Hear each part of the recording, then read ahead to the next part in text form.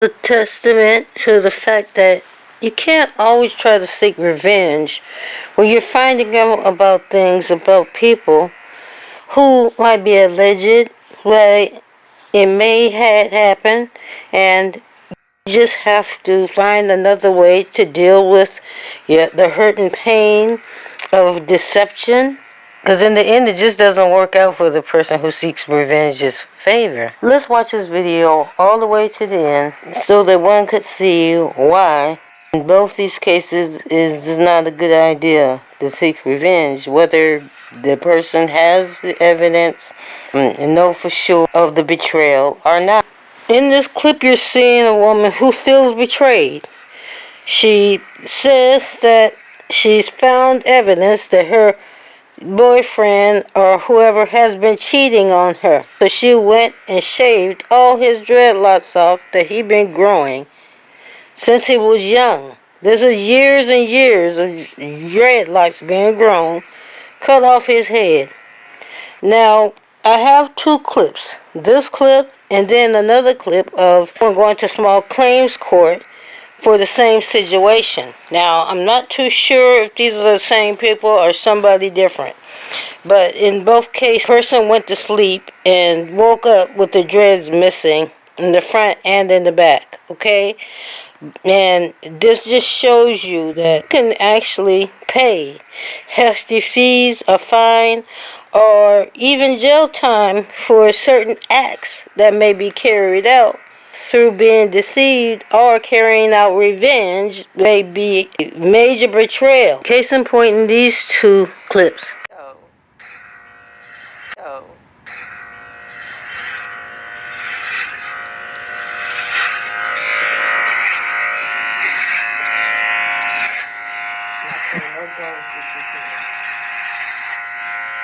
You guys see how far he's sleeping, right?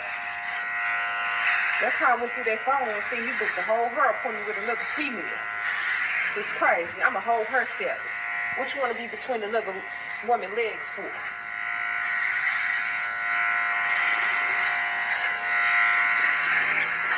Don't play with me. I'm not to be played with. Hey, you see how good of a sleep he in? He don't even feel this. Crazy. Crazy. Mistake. Why would she film it and put it online? Now there's evidence, every evidence in the book that she did this. The best you can do is just walk away. That's the best revenge. Is just to walk away and move on with your life. But doing this, it just makes the person glad that they left them or did the betrayal in the first place. Got to go to sleep in the guest room too? Yeah. I should have made you scared. Don't ever play with me like that. Ever. In your life. Hey, get up. Get up. I'm sorry, I'm sleeping. Get up. I'm tired. Get up. Come on, babe, I'm tired. What? It was at this moment that he knew he fucked up.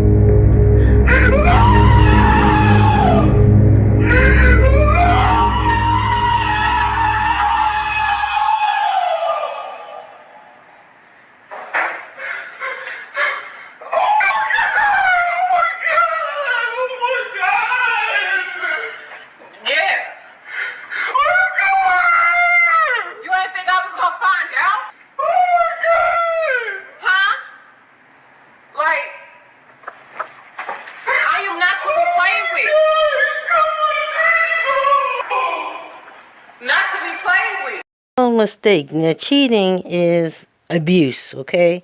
Flat out. But, and it may be a good way to feel better about yourself at the end.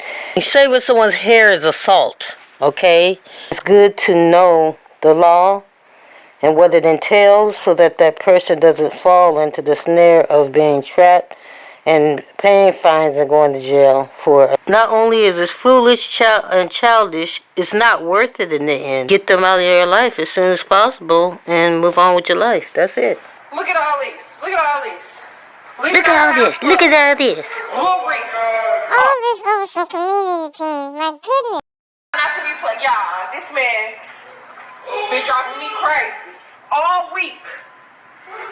Leaving out the house. Look at all this. Look at all this. Leaving out the house for Little Rick. Oh, I'm finna go. Like what? You are suing your ex-girlfriend, is that correct? Yes, Your Honor.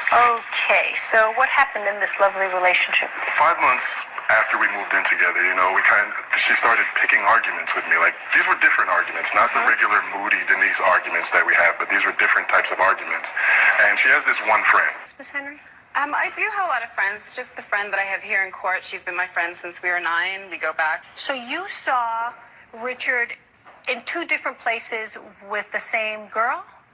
Yes, Your Honor. And how do you know they were cheating? Or what was it about? What was going on between them that you were convinced? The way they were pampering each other. I've been growing my hair since I was 5 years old. Can you tell me your name, please? Valerie. And Denise, do you recognize this young lady? I do, actually. Who is she? This is Richard's cousin. Okay. And Maya, who's this girl? The lady that was with him on the bar and on dinner. And can I ask you what was happening while were you out with your cousin? I was I've been consulting my cousin for a while now because I've been having issues with my ex-husband. He cheated on me recently, so I just drove out and hung out with my cousin for a while just to kind of get away. Anything you want to say, Denise? I feel kind of bad now that... You cut his hair off. He had no right to do that. Absolutely no right to do that. You have to stop hanging out with people who are manipulative, who don't have the best interest for you. I will grant your $3,000 claim. Defendant is ordered to pay $3,000. So it's so unfortunate that there are so many people who like to get revenge on others, whether they have evidence or not, whether the person really did what they did towards them or not. That person, of course, needs to take consequences for their actions. So the best thing to do is just to move on, count your losses, and try to work through some of that pain and the feeling for revenge. It can fall back on the person who goes to seek the revenge. And so maybe it's not a good idea to carry out a plan for revenge. Sometimes, and most times, it backfires. The person who does whatever these people felt like they did on them, it comes back to haunt them in the end. They end up serving the consequences of their actions eventually. And most times when a person seeks revenge, they're not in the right state of mind. Sometimes they don't seek God. They don't keep God first in their lives. And so they do ungodly things. And don't get me wrong, the person who may cheat or do certain things that will betray one another is ungodly. But 2 wrongs won't make a right. And I'm not saying that when a person goes low, you must go high. I'm not saying that type of thing, nor respectability, politics type of subject. All I'm saying is, when one puts God in their lives, they know that revenge is mine, says the Lord. So you let the Lord take care of it, and you move on with your life for the best plan that God has at hand for you. And you don't let the enemy interrupt that by sidetracking you with time wasting and revenge tactics that lead to nowhere but a person getting either jail time or steep fines in court like that woman had to suffer through. And it's all because she listened to someone instead of going to the person that she was with and talking to him or her first before taking any immediate actions. So there you have it. Talk to you later. Ciao. Because sometimes when one is stuck in the hurt and pain, then that other person who may have betrayed them has already moved on and forgot about that moment in time. But if this person that has been betrayed can move through the pain and heal and get on the other side and move on with their life, then the person that may have betrayed them will eventually serve their consequences and realize that they messed up big time. And by that time, it's too late. And there is a center of forgiveness that must be in it to, at least if you don't forgive the person, you could forgive the situation and move on from that situation. And that person could have a forgiveness for the situation and move on with their life. And that person will serve the consequences for their lives, for the choices they made, and for the betrayal that they sent to that person, if that makes sense.